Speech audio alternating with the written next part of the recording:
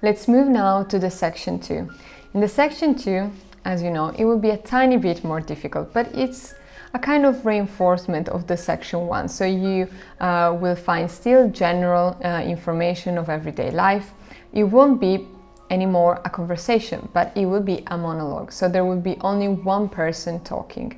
Because it's a tiny bit more difficult, you may find some technicalities, so some specific words. Let me give you a few examples. You may find a tour guide talking about historical and geographical indication. You may find a personal trainer talking about fitness and health.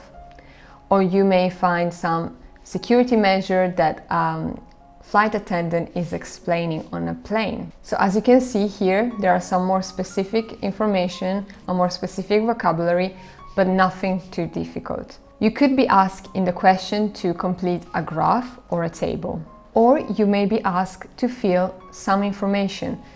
The specific one may be already given, such as the date of a battle, but you may need to put the place where this battle has happened.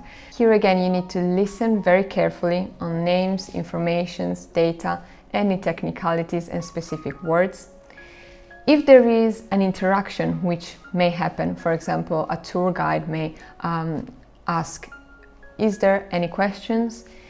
Listen carefully, because this interactions comes with a reason. Probably you will need to answer to a question that regards this interaction with other people. Again, be careful, because you may find other pitfalls and a repetition of information where the first information that they are given is wrong and the second one are the right one. In general, for the second section, the things that you need to remember is that it is a reinforcement of the first one, so it's a tiny bit more difficult. You may find a few technicalities, but the topics are still related to everyday life.